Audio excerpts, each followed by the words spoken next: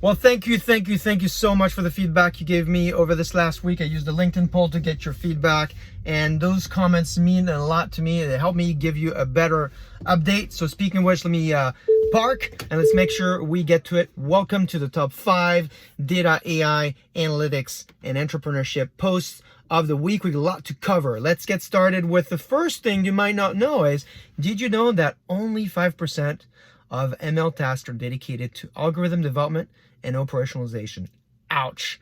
Now, this is part of the technology review from the Economist this week. You'll find there top investments, a breakdown of the tasks, as well as an AI timeline. I really highly recommend you take a look at this and share it with your team on context. It'll catch them up on the latest for AI.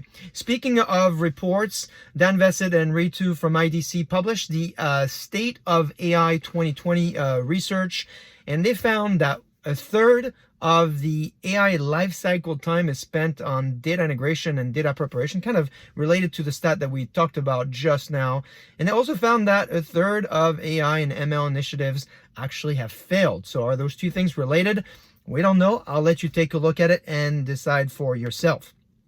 All right, that's enough for the bad news. Let's get into the hero features for this week, which is a great piece from the folks at McKinsey Analytics. They've got a great piece that talks about the 6 fundamental shifts you need to make sure you know about in order to mature your data architecture. Let's go through them briefly. The first one is a very straightforward one. This idea that you're moving from on-premise to cloud-based data platforms, either by migrating all together, by moving your applications there, or by using technology like containers and Kubernetes in order to modernize your architecture. So a lot of insights there. The second one is going from batch to real-time data processing. This is really important when you think about technology like Kafka or Flume or Storm or Spark Streaming, or platforms like Splunk that will trigger business actions for users. There's a great description there. Take a look at that. The third shift that they discuss in this paper is this idea of going from pre-integrated commercial solutions to modular environment. If my friend Mark Ramsey, former CDO at GSK, is listening to this, he'll remember this concept he came up with, actually, called a data mesh. This idea that when he was at GSK, he built this entire ecosystem around a modular set of solutions. And I thought, we talked about this a few years ago. I thought that was really innovative, and McKinsey here is recognizing that trend here. The fourth one is this idea of going from a point-to-point system to decouple data access. So the idea that if data truly is your gold, then you need to refine it, and you have the ability to share it more freely, if you will, with a high level of security. So this is really about data marketplaces, or maybe creating buffer systems outside of your application environment, so you can get people to share data in an ecosystem that's secure and fluid. The fifth shift is this idea of going from an enterprise data warehouse to domain-based architecture, domain-specific. You think about finance, operations, sales, marketing, HR. They all need a domain-specific approach so you can accelerate time to market with analytics. My friends at Gartner, Mark Bayer and Merv Adrian, I think, will refer to the logical data warehouse. There's a little bit of that concept there. If you're drilling into that topic, take a look at data catalogs, automated data catalogs, as well as data virtualization. That's really helpful when you're trying to build the systems.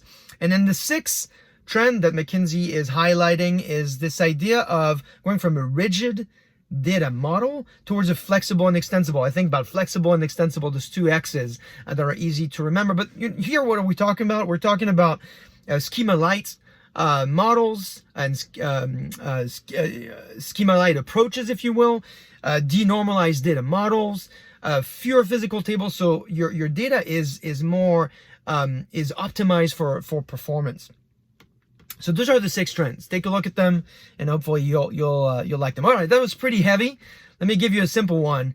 Do you know what Krulak's law is? Well, if you know Seth Godin, he's a great simplifier. He takes us through this law, and the law is very straightforward. Hopefully it won't surprise you, but it's a great lesson of management. The people that you trust to engage with your customers are the most important people in your organization. Now, I'll just quote Seth in this because I think it's an important lesson to remember. As soon as you eliminate humanity from the interactions you have with customers, you're guaranteed that your brand, he says, but I think your company actually will mean less than it actually could. Read this blog, share it. It really reminds people on how to develop customer centricity in everything that you do.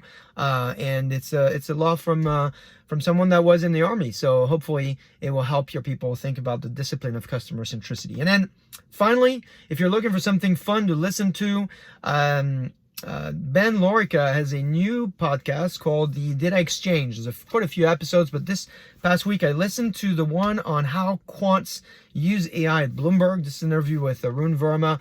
I think it's a great interview, ton of interaction, lots of learnings. It's an easy one to listen to, so hopefully you'll be able to have the time to take a look at that. And I also want to ask you, last week we talked about the 3 L's.